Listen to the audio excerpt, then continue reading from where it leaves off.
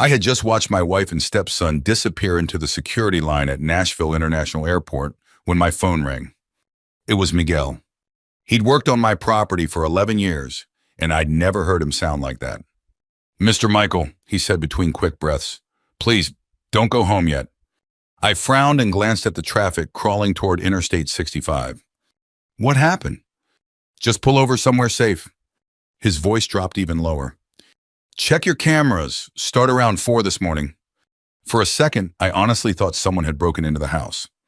Then I heard something in Miguel's silence that frightened me more than the words themselves. I took the next exit into Franklin and pulled behind a Starbucks just off Mac Hatcher Parkway. It was barely after 8. People hurried in carrying laptops, ordering breakfast sandwiches before work. Life around me looked perfectly normal. Mine stopped feeling normal the moment I opened the security app. Before I pressed play, I called Miguel back. "What did you find?" "I came early to water the greenhouse," he said.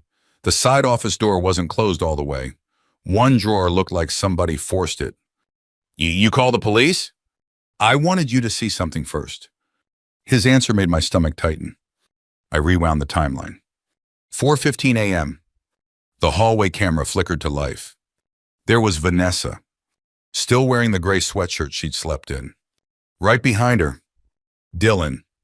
I actually smiled for half a second because my brain refused to understand what I was seeing. Then Dylan walked into my office carrying 2 empty banker boxes. The smile disappeared. "No," I whispered it to nobody. The footage had no sound at first, so I switched cameras. The kitchen camera. Now I could hear them. Vanessa laid several folders across the island. She opened one after another while Dylan photographed every page with his phone. Property surveys, insurance policies, company records. The file labels were too small to read, but I knew exactly where those folders normally sat, locked inside the cabinet behind my desk. I watched Dylan laugh. "He's never going to notice these are gone." Vanessa didn't even look nervous. "He won't need to." She kept turning pages. "Once the lender accepts everything, it'll already be done." Dylan nodded. "By the time he figures it out, we'll already have the money." The recording ended with both of them stacking everything neatly into the boxes. My hands were shaking. Not violently, just enough that I almost dropped my phone. "Mr. Michael?" Miguel's voice came through the speaker again. "You still there?" "Yeah." I couldn't say much more than that. I switched to another camera. The driveway. At 4:42, Dylan backed his old red Ford pickup to the garage. I knew every scratch on that truck. I bought it for him when he turned 16. He'd hugged me so hard that day I thought my ribs might crack. "Thanks, Dad." That was the first time he'd ever called me that. I remembered standing in our driveway while Vanessa cried happy tears. Now that same truck was carrying boxes out of my house. Boxes full of pieces of my life. The video showed Dylan loading them into the bed before throwing an old tarp over everything. Then he drove away. At 5:18, he returned empty-handed. 5 minutes later, Vanessa carefully placed my office key back into the kitchen drawer.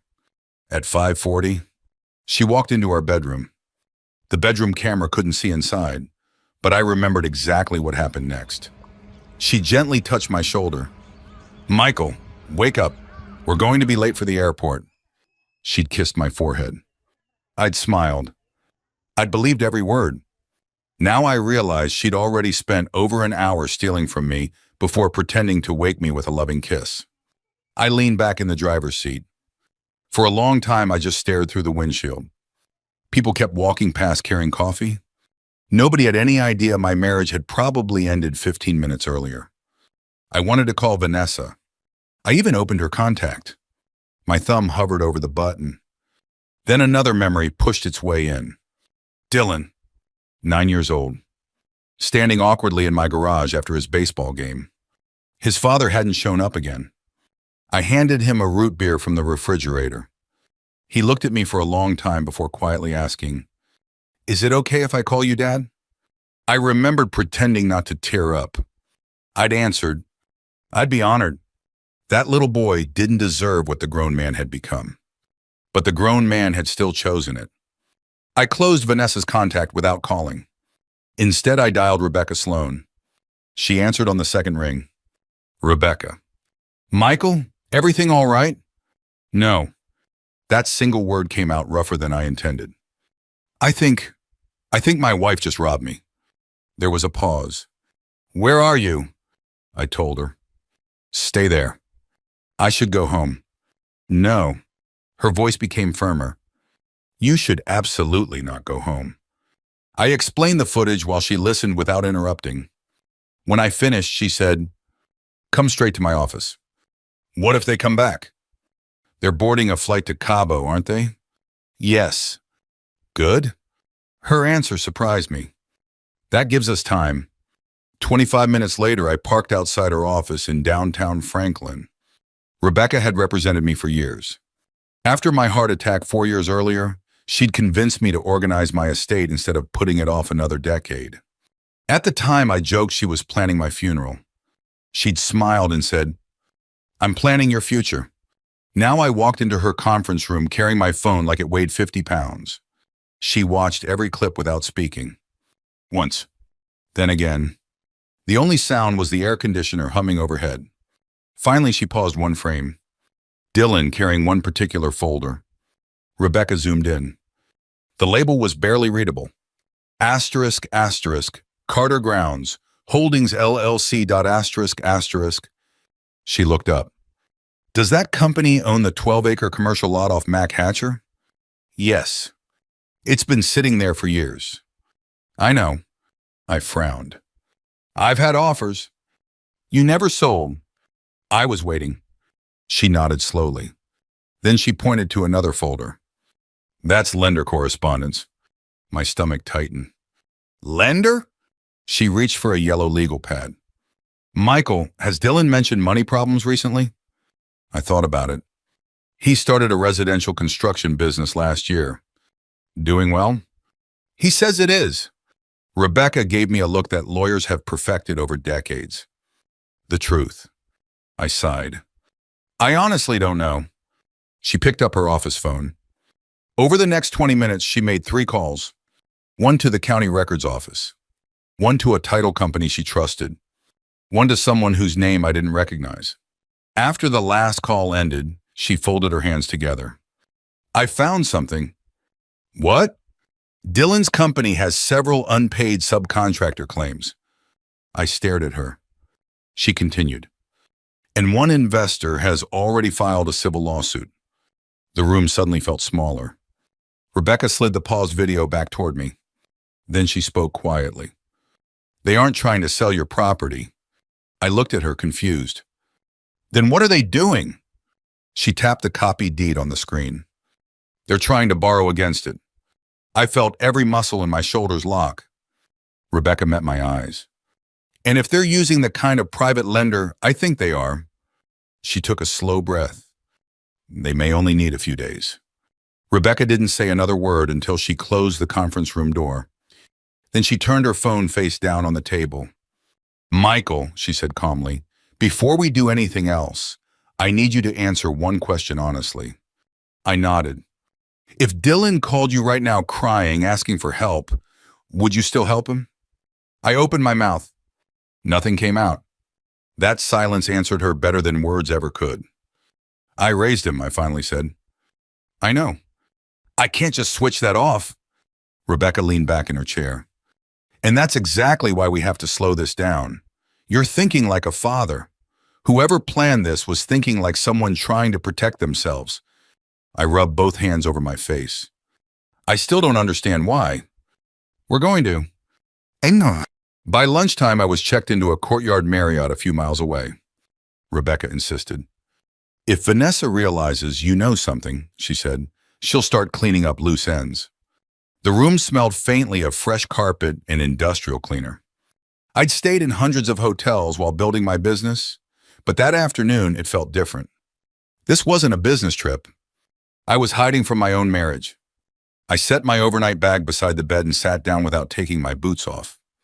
The silence was almost painful. For 12 years, I'd come home to Vanessa asking how my day had gone. Some evenings, Dylan would stop by after work, grab a beer from the garage refrigerator, and complain about contractors or customers. I used to think those ordinary conversations were the reward for decades of hard work. Now I couldn't stop wondering how many of them had been fake. My phone buzzed. Rebecca, I've learned a little more. I'm listening.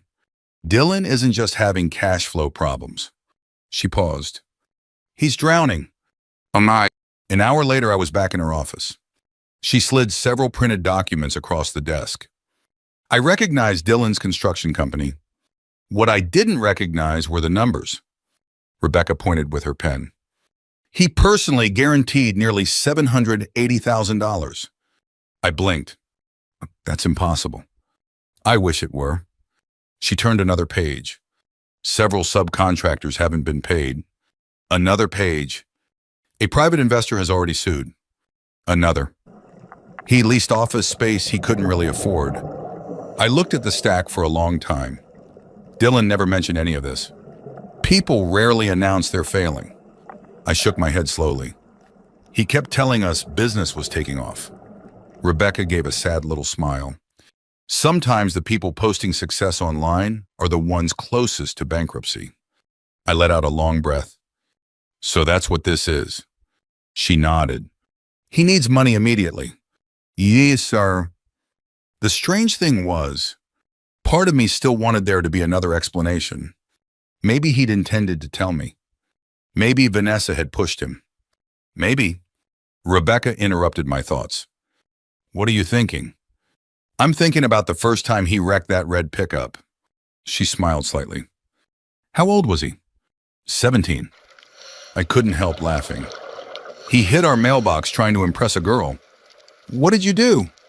I grounded him. And? The next morning I helped him fix the truck. Rebecca nodded. You punished him. I also helped him. Exactly. I looked down at the papers again. I've always helped him. Yeah. Late that afternoon, Rebecca opened another folder. This part is important. She drew a simple diagram on a yellow legal pad.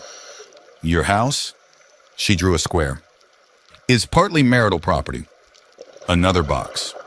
The commercial lot belongs to Carter Grounds Holdings, LLC. Then she circled another box. That LLC is controlled by your trust. I frowned. So they can't legally use it. Correct. Then why steal the paperwork? Because paperwork convinces lenders. She tapped the diagram. A fast private lender doesn't always have every answer on day one. She looked directly at me. If nobody notices the fraud quickly enough, money can move before the truth catches up. So they weren't trying to own my property. No, they were trying to borrow against it and leave you dealing with the fallout. I stared out her office window toward downtown Franklin. Cars rolled slowly through the afternoon traffic. People carried grocery bags. Someone walked a golden retriever. The whole world kept moving while mine had completely stopped. That evening I called my cardiologist's office. Not because my chest hurt, because I could feel the stress building. They reminded me to keep taking my medication and avoid unnecessary confrontation. I almost laughed. Avoid confrontation. That sounded wonderful. Unfortunately, life had other plans. Around 7 o'clock, there was a knock on my hotel door. It was Miguel. He stood there holding a small grocery bag. I hope this is okay. Inside were my reading glasses, my blood pressure medicine, a clean flannel shirt, even my electric toothbrush. I didn't know what you'd need. I looked at him. You went back into the house? I only grabbed what belonged to you. I stepped aside. Come in. He sat carefully in the chair by the window. Neither of us spoke for almost a minute. Finally, I asked, were they always like this?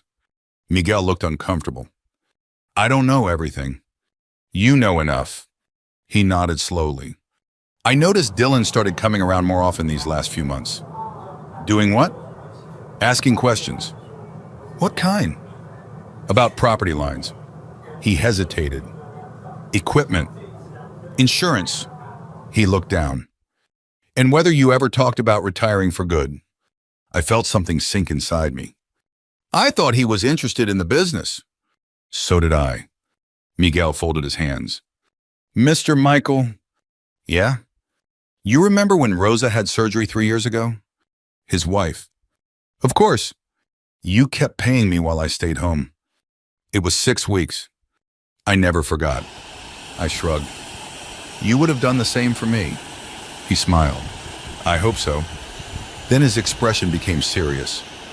What they did? He searched for the words. That belongs to them. I looked at him. Not to you. For some reason, those 4 words nearly broke me. Gee. After Miguel left, I sat alone watching the local news without really hearing it. At 9:18, my phone rang again. Rebecca. I've got something. What now? The title company called. I sat upright. They received additional paperwork this afternoon. What kind? She was quiet for a moment. An affidavit. My stomach tightened. What does it say? It claims you've been experiencing memory problems since your heart attack. I felt cold all over. It also says, she hesitated, that you verbally authorized Vanessa to handle certain business matters. That's a lie. I know, she continued. There was also a note attached. What note? I heard papers moving. Then Rebecca read it aloud. Borrower may become confused during verification. Please direct business questions to his wife. I closed my eyes. The money suddenly didn't seem like the worst part anymore. They weren't just trying to use my property. They were trying to convince other people I couldn't be trusted to manage my own life. At 61, while I was still perfectly capable of doing it, Rebecca's voice softened. Michael? Yeah? This isn't only financial fraud anymore. I waited. They're trying to build a paper trail that makes you look mentally incompetent. I looked at the dark hotel window. For the first time since all this started, I wasn't afraid of losing money. I was afraid of losing my name. The next morning, my phone rang just after 8. Vanessa. I stared at her name until it almost stopped ringing. Rebecca had warned me the night before. If she calls, assume every word may be useful to her. Useful. I'd never imagined speaking to my own wife that way. I answered. Morning. Hey, sweetheart. Her voice sounded warm, relaxed. Like nothing in the world had changed. You sound tired. I didn't sleep much. You really need to take better care of yourself. For 12 years, hearing those words would have made me smile. Now I found myself wondering whether she was testing me. How's Cabo? I asked. Oh, beautiful. Dylan's already talking about bringing his future kids here someday. She laughed softly. You would have loved the weather. I looked out the Marriott window. Gray Tennessee clouds hung low over the parking lot. I doubt it. There was a pause. Then she asked a question that didn't belong in an ordinary vacation conversation. Have you had any trouble remembering things lately? I didn't answer immediately. What do you mean? Oh, nothing. She laughed again. You've been forgetting your reading glasses more often. I've always misplaced those. I know. Another pause. What about business paperwork? You haven't been confused by any of that lately? There it was. Not concern. Fishing. I remembered Rebecca reading that fake affidavit. Borrower may become confused. I kept my voice steady. I know exactly what I've signed. Silence. Long enough that I checked to make sure the call hadn't dropped. Finally, Vanessa said, Good. Then almost too quickly, I've got to go. Love you. The line went dead. She hadn't waited for me to answer. An hour later, I sat in my family doctor's office. If someone had told me a week earlier that I'd voluntarily ask for a cognitive evaluation, I would have laughed. Now it felt necessary. Dr. Patel walked in carrying my chart. You look stressed. I am. He adjusted his glasses. Rebecca filled me in. Not everything. I don't need everything. He pulled his chair closer. I just need to know whether you're experiencing memory loss. No. Confusion? No. Difficulty making decisions? I almost smiled. Unfortunately, no. He chuckled. Good answer. The evaluation took nearly an hour. Memory. Attention. Problem solving. Simple conversations. Drawing shapes. Remembering words. When we finished, Dr. Patel folded his clipboard. Michael. Yeah? I've treated you for nearly 15 years. You have. You've had a heart attack. I know. You've got bad knees. Definitely. You forget your glasses. Every week. He smiled. That's called getting older. Then his expression became serious. You show absolutely no evidence of cognitive impairment. I didn't realize how tightly I'd been holding my breath until I let it out. You. Rebecca already had a copy of the doctor's report before I returned to her office. She placed it beside the forged affidavit. Now, she said, if anyone claims you're mentally incompetent, we have current medical evidence saying otherwise. I nodded. Feels strange. What does? Having to prove my own mind still works. Rebecca didn't answer right away. Instead, she closed the folder. Michael. I know. This is what elder financial exploitation often looks like. The words landed harder than I expected. Elder. I'd never thought of myself that way. I was 61. I still drove myself everywhere. I still climbed ladders when my employees weren't looking. Sure, my knees complained every morning. Sure, I needed reading glasses. But old enough for someone to convince the world I couldn't run my own life? That hurt in a place money couldn't reach. Vanessa and Dylan came home 2 days earlier than planned. The lender had requested an in-person verification meeting before processing the loan. Neither of them knew the fraud team had already flagged their paperwork. Rebecca made sure I wasn't anywhere near the house. Instead, I sat in a small conference room at her office while she reviewed the next steps. They'll probably call. They already did. She looked up. They? Vanessa. What did she say? I told her about the phone call. Rebecca nodded slowly. Exactly what I expected. She was checking whether I sounded confused. Yes. Rebecca made a note. That helps us. I wasn't sure anything about this helped. My phone buzzed again. Vanessa. Rebecca pointed toward the speakerphone. Put it on, I answered. Hi. Michael? She sounded worried now. We're home. I know. Where are you? Out. Out where? Running errands. She hesitated. Something strange happened. What? My business email stopped working. I said nothing. And Dylan can't get into the equipment yard. Another pause. Did something happen? Rebecca slowly slid a folder toward me. Inside was the temporary court order freezing business access pending the fraud investigation. She whispered, Don't argue. I nodded. Rebecca advised me to suspend business credentials. Silence. Then, what? Until everything gets sorted out. Her voice changed instantly. You did what? I protected the company. You locked us out? I restricted business access. We're family. I closed my eyes. I thought we were. The line went quiet. When Vanessa spoke again, the warmth had disappeared. So that's it. No, you're choosing your lawyer over your wife. I'm choosing facts. She laughed once. A cold, bitter laugh I'd never heard before. You never trusted Dylan. I trusted him enough to raise him. You never treated him like your real son. That one found its mark. Because I'd asked myself that question more than once over the years. Had I been too strict? Too cautious? Too careful? I remembered teaching him to drive, helping with algebra homework, standing in freezing rain at football games, paying for community college after he dropped out the first time, helping him after his DUI at 22, giving him another job, then another, then another. I wasn't perfect, I said quietly, but I showed up. She didn't answer. Instead, she whispered, You don't know the whole story. What story? Dylan didn't have another choice. Everybody has another choice. The line disconnected. Yeah. That afternoon, Rebecca called me back into her office. We've got another problem. My stomach sank. What now? The investigation froze several company accounts temporarily. For how long? A few days. My employees get paid Friday. We'll make sure they do. But they'll hear rumors. Rebecca nodded. They probably will. I drove to the equipment yard anyway. Not to work. Just to talk. About 20 employees stood around loading trailers.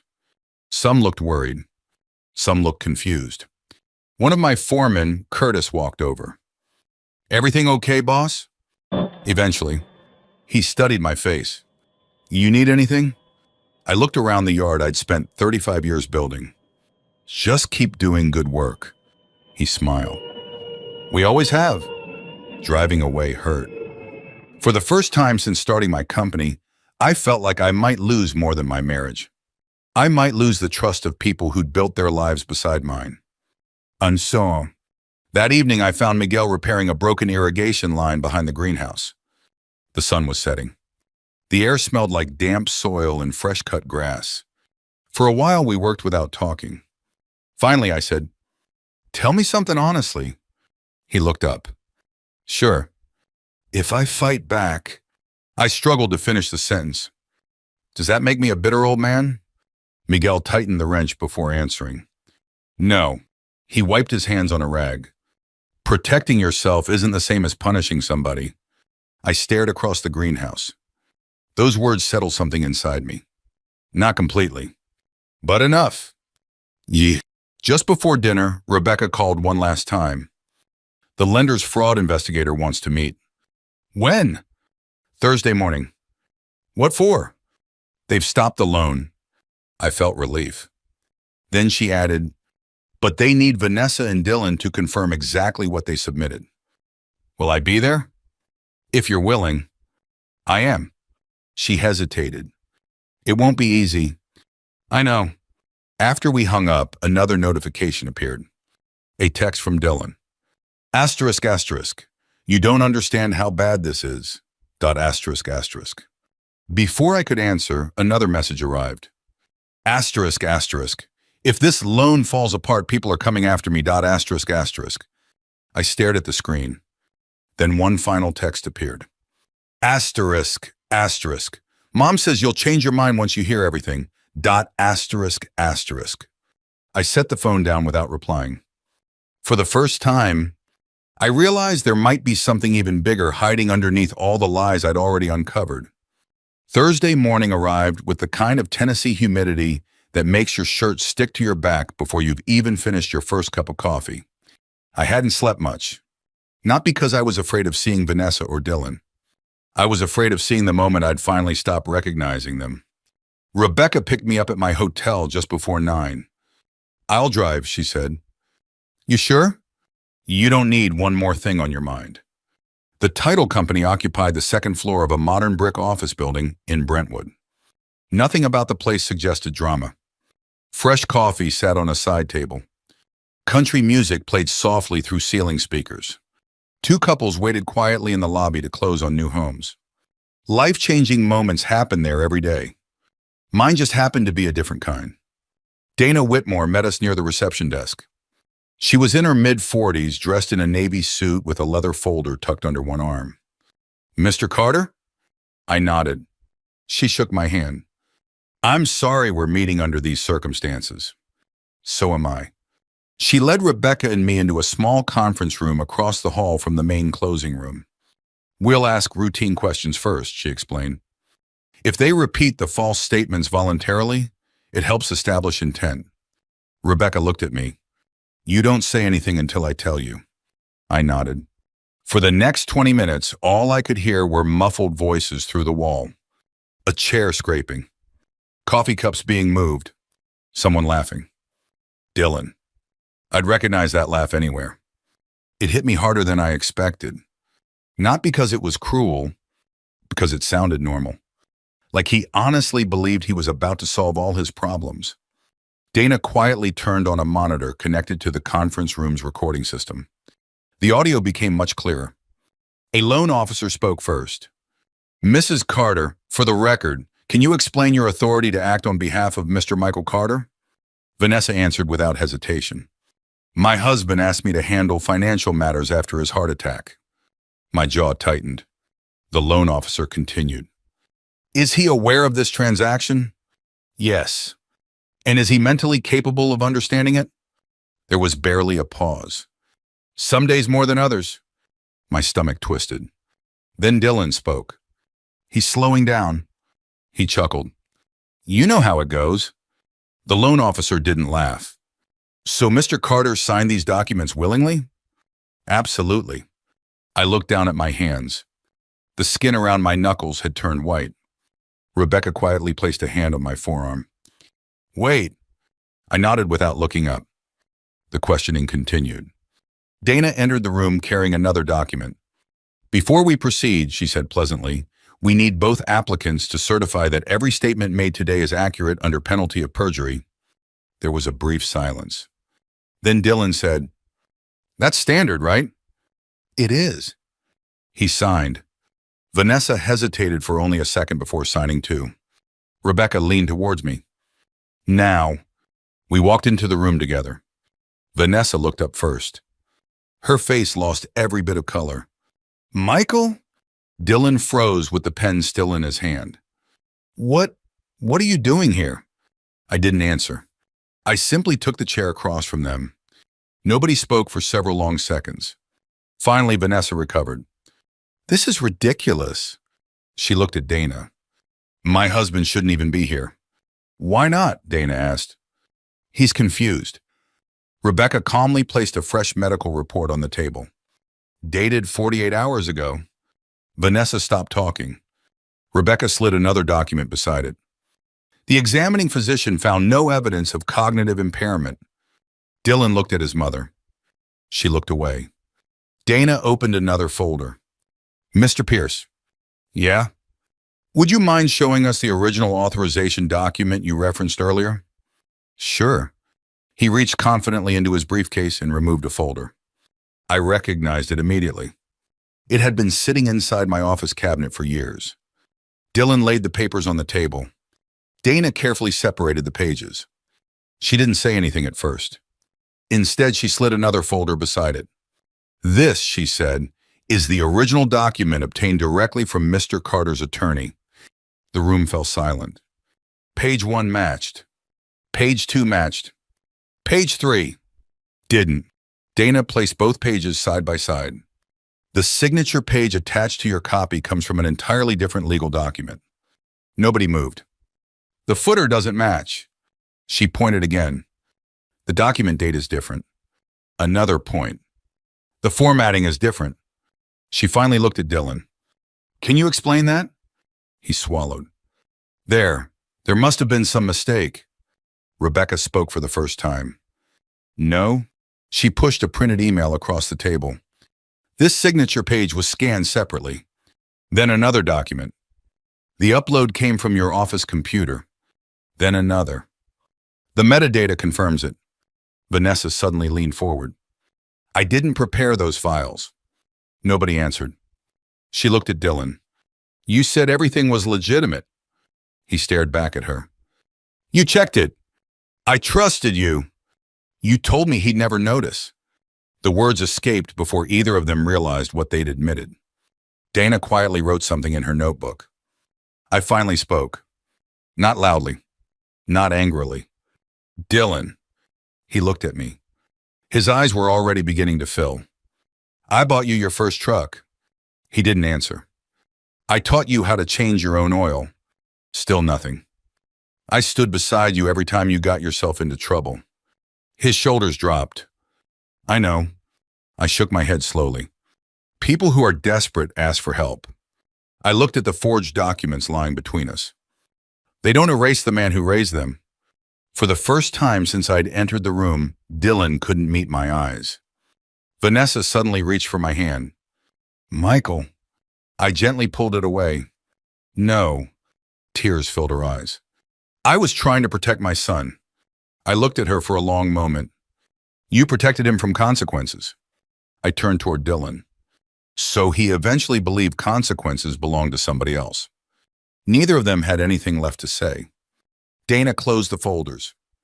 The loan application is officially denied. She spoke professionally, almost gently. Our fraud division has already referred this matter for further investigation. There was another knock. Two detectives stepped into the doorway. They weren't dramatic. No handcuffs. No raised voices. One of them addressed Dylan first. Mr. Pierce? Yeah? We'd appreciate a few minutes of your time. Dylan looked at Vanessa. She looked back at him. Neither one moved. The detective smiled politely. You are free to leave. He paused. But we'd like to hear your explanation before the evidence starts speaking for itself. Dylan slowly sat back down. Outside the building, several reporters had gathered. Apparently, one of Dylan's investors had already contacted local media after learning the loan had collapsed. Microphones appeared almost immediately. Vanessa lowered her head and hurried toward the parking lot. A reporter called after her. Mrs. Carter, is it true your husband is being manipulated by his attorney because of declining health? She stopped, turned, and before I could react, she answered. My husband hasn't been himself for quite some time. I felt something inside me finally break.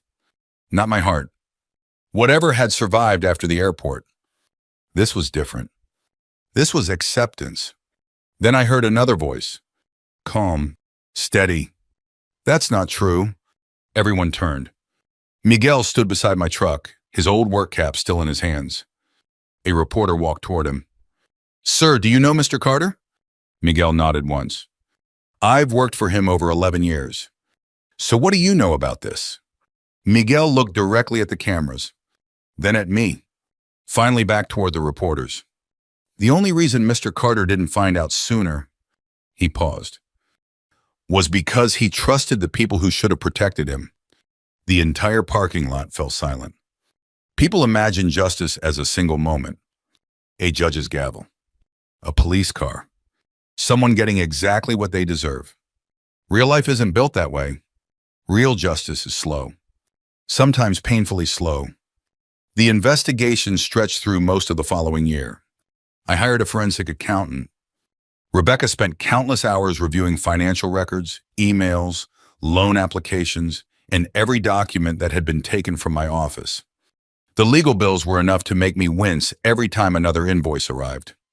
More than once, I sat in my kitchen with a calculator, wondering whether peace would have been cheaper.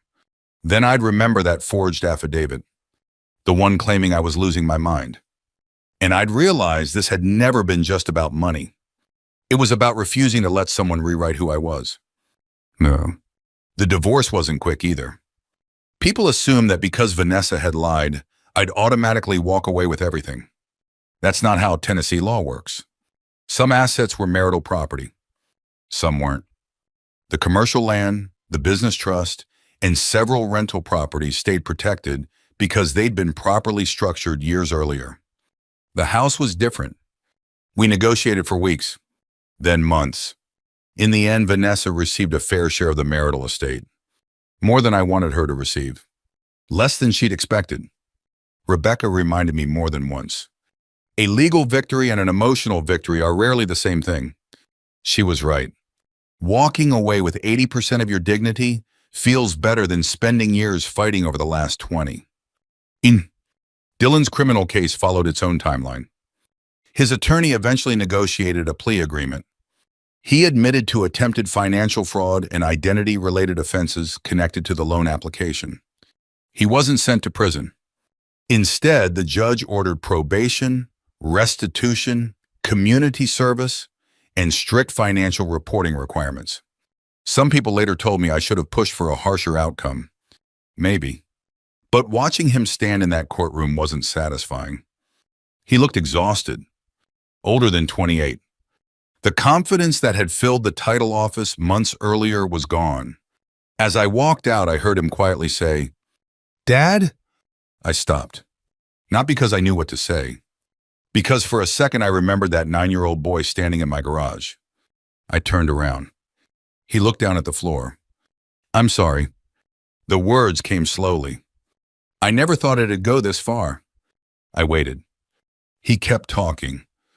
"I owed people money." "I know. I didn't know what else to do." I studied him. "You had another choice." He swallowed. "I guess I did." There it was. No excuses. No blaming Vanessa. No blaming investors. Just one honest sentence. It wasn't enough to repair everything, but it was the first honest thing I'd heard from him in a long time. "I hope you build a different life," I told him. He nodded. "So do I." Then we walked in opposite directions. Yeah, Vanessa wrote twice after the divorce was finalized. The first letter blamed stress. The second blamed fear. Neither one accepted responsibility. I never answered.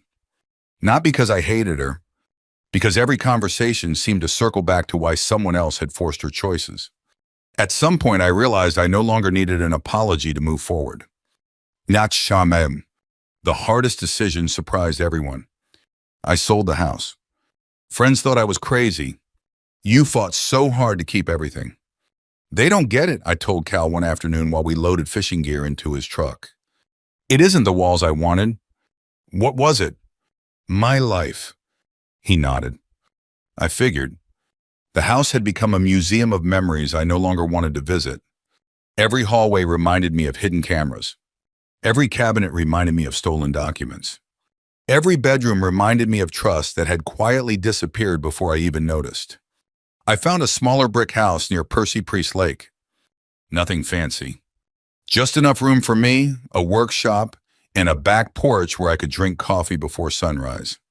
For the first time in years, the silence felt peaceful instead of lonely. Yafo. I kept the greenhouse. That part mattered. It had started as a hobby after my first wife passed away many years earlier. Working with plants had always settled my mind. Instead of trying to manage it alone, I asked Miguel to become my partner. He laughed. "A real partner?" "A real one." "You sure?" "I'm too old to keep pretending I can do everything myself." He smiled. "I've been waiting years to hear you admit that." "We signed proper contracts," Rebecca insisted. "So nobody gets creative with paperwork again." Even I laughed at that. Within months, Carter Native Nursery began supplying trees, shrubs, and pollinator plants to schools, churches, and neighborhood beautification projects around Williamson County. Miguel's daughter handled online orders. A young veteran we hired managed deliveries. Watching something grow honestly again felt better than winning any lawsuit. Yes, we also created a small scholarship. Nothing flashy. Just enough each year to help children of longtime employees attend trade school, community college, or apprenticeship programs. I named it after the very first landscaping crew I'd hired back in 1989. Those men had believed in me before anyone else did. It felt right to honor them. One cool October afternoon, almost a year after that morning at the airport, I drove past my old neighborhood. The new owners were unloading patio furniture. The flower beds had been redesigned. The old maple tree in the front yard was still there. For a second, I pulled over. Not because I wanted the house back, just because I wanted to see how I'd feel. I expected sadness. Instead, I smiled. Not a big smile, just enough, because I finally understood something. I hadn't lost my home that year. I'd lost an illusion. The people who truly cared about me never needed forged papers, hidden plans, or carefully rehearsed lies. Rebecca had told me difficult truths when they were expensive. Miguel had protected me when staying quiet would have been easier. My employees had stayed with the company while rumors spread. Cal had reminded me I wasn't fighting alone. Those were the people who made a life. Not the address on the mailbox. Getting older still comes with aches. My knees complain every morning. I still lose my reading glasses almost every day. Sometimes I walk into a room and forget why. That's life. But I no longer worry that growing older automatically makes me weak. Real strength isn't pretending you never need help. It's knowing who deserves your trust once you've learned how painful betrayal can be. If you've ever had to choose between keeping the peace and protecting your dignity, I hope you know you're not alone. Thank you for spending part of your day with me and listening to my story. Take good care of yourself and the people who truly earn a place in your life.